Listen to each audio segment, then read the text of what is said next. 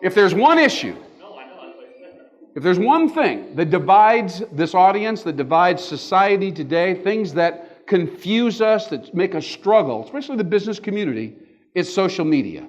Some people think it's the greatest thing in the world. Other people completely dislike it. We seem overwhelmed with content, conversations, dialogue. Some of us love participating in them. Some of them want to just shut it off and not be invaded by all these new ideas and new content, and new messages and emails and da-da-da-da-da. It goes on and on and on. It's a very divisive, and yet one of those things that you know is coming. It's here. It's bigger than ever every day. It's not a wave, ladies and gentlemen. It's a tsunami. It's a tsunami. So we have to find a constructive attitude and a way to leverage this incredible trend that is reshaping business communications today. Do you agree with me, ladies and gentlemen? Huh? Do you agree? Social media, absolutely. We got it. We got to get hip to it, right? And so I'm going to introduce you to a person right now here in the Norfolk community that is at the leading edge. She's helping people. She's teaching people. She's working with youth. She's working with business people. She works with a lot of baby boomers, by the way, who really need her assistance. She's a coach. She's a trainer. She thinks of herself and brands herself effectively as, quote, social bee. I want to introduce you right now to Miss Becky Wacker, everybody, right here. Come on, Becky.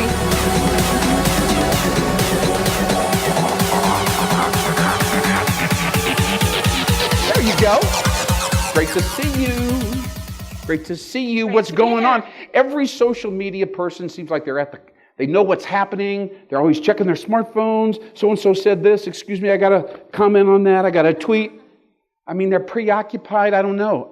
Is that a good thing or a bad thing? It depends. If there's a tragedy, 11,000 people can like a Facebook page and donate and know what's due in 12 hours. We saw that today. Right. On the other end, if you're a complainer or you have a bad experience with a business, it could go the opposite way. Right. Stay on top of it and learn it is what I try to do. Yes. And is that what you try to do in your business? Is help people learn how to stay on top of it and adapt and use the right tools at the right time? And I think I show the importance of why you need to be there.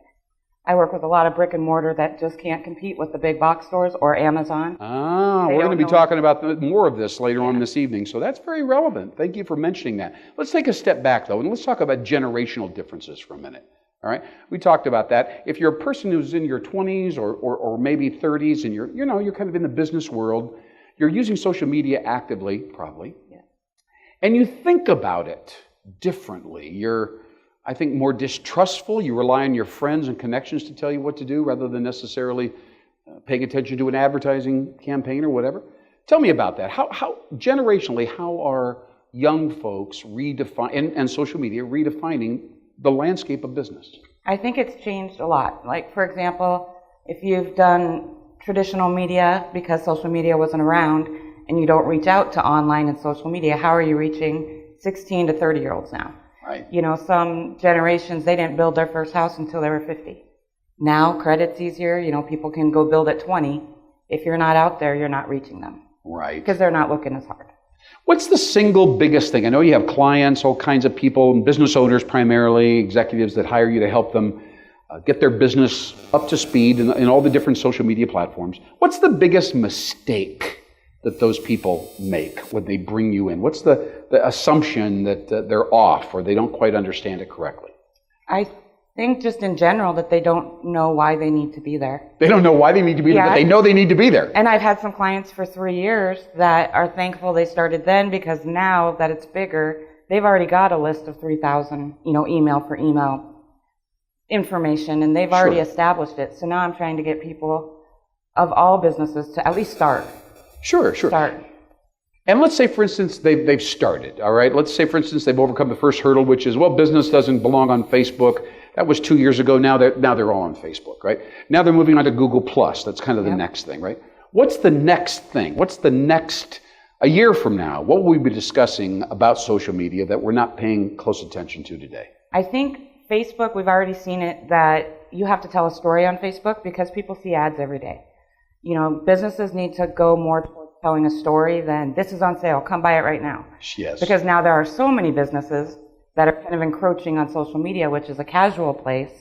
When you tell stories and you relate to people, that's how it is. So I think in a year we're going to change into more storytelling. That's interesting. I know a lot of business owners. I've worked with them, consulted with them. Most of them, no offense to anybody, but most of them are not great storytellers. Exactly. Does this bode well for you? Or how are they going to come up with the content and tell the stories on week in and week out? It's an individual desire. Huh? I have clients where they tell me their thoughts and then I fill in the blanks because so you're an editor in that capacity. Yeah. Right? Okay. A ghostwriter. Most people don't know that, Sure. I'm doing it, but I just have to make sure I know their business, because if I'm putting something out there that ends up not good for them, they like to know what's going on. But they're the experts in their field. If they're a chiropractor, they want to focus on chiropractic, not social media. And yet there's not a lot of people out there that can translate and provide a bridge. That they don't understand chiropractic, right? So they have to spend an inordinate amount of time with the client, don't they? Yeah. To kind of learn, the terminology and the perspective. And you got to invest some homework, right? A lot, and that's why people sometimes hire someone like me, because, I do stuff with real estate. You can put this, you cannot put that, you have to have logos here. So if you don't know quite all the rules and you're having your teenager, most businesses say, oh, I have a 16-year-old, they'll post for me. If they don't understand the rules, they're given contests that aren't correct. That's where it can really backfire.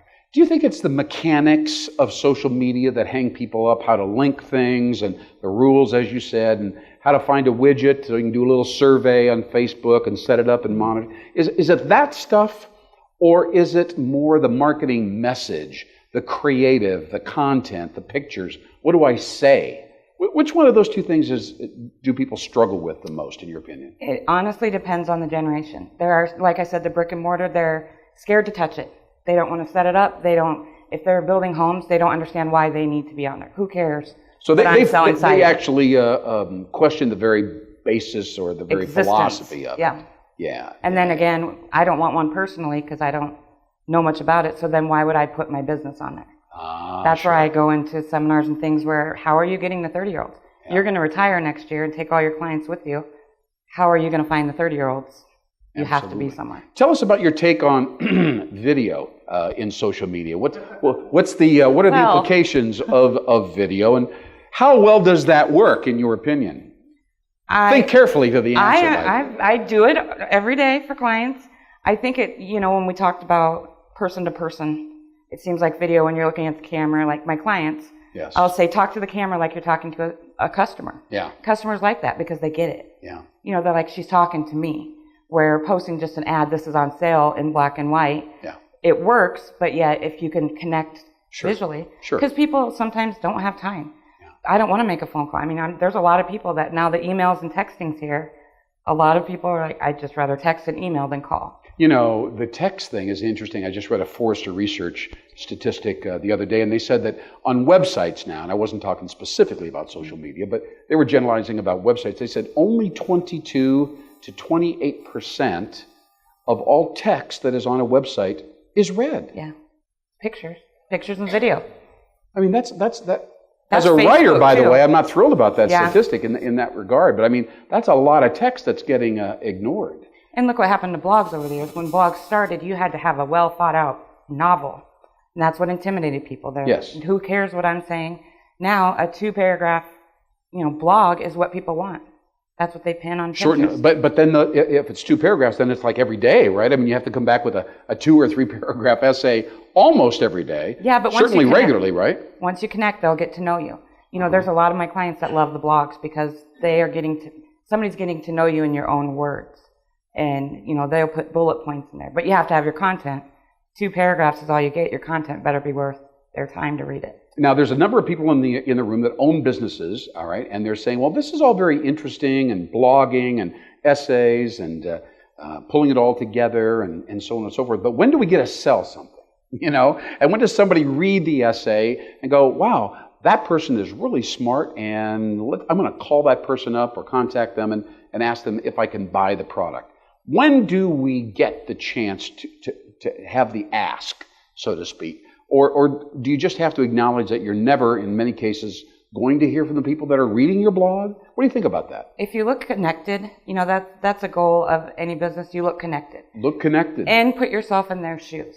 So if we go out and we Google something, and there's a company that has it all together, they have a website with the information and their contact. Now with smartphones, if it's highlighted, you push it and you call them. However, if you have a business that doesn't have a website, no social media, personally, which would you choose? You have to ask yourself those questions. Sure. I would probably choose one that looks all together. Yeah. And that's where you're going to get. Sure, sure. Now, if everybody looks connected to the same degree, what do we do then, right? Well, then in a year, we'll have to add something else. There'll have to be something else. As we sign off here, I know Pinterest and Google Plus are the kind of the new. Do you know businesses that are actually utilizing Pinterest? Yes. Tell us a little bit about that, because I'm kind of excited about that. I love visuals and. Yeah, Pinterest is really blowing up. I have one client in home decor, and we get 60% of our website hits come from Pinterest. But our content has to be right. And you always have to remember, one tip is to make sure it's linked to something. You can upload a photo, but if it's not linked to your website, it's got to go somewhere. It's got to go somewhere. Do people not get that? People don't get that. They just put it in a standalone fashion? They just repin what's already there. As a business, make sure you're linking a link to it. Otherwise, it's just a dead picture. Absolutely. It could get repinned 100 times, but where did that get you? Absolutely. Well, I have to tell you, Becky Wacker, I learn so much every time I sit down and talk with you. I know you're a great instructor, and you do these workshops and seminars. You work with youth, right? Mm-hmm. Yeah. Awesome job. Thank you. And where'd you come up with Social Bee? I love that brand as we wrap up. I was doing a seminar at a chamber, and they said, "You're just a social bee," and I thought, that's it. That's it. My name's Becky, the social. That's it. Awesome. Becky Wacker with Social Bee, the Social Bee. Thank you. Thank you so much. Thank you. Pleasure. Thank you. Awesome job. All right, Becky Wacker.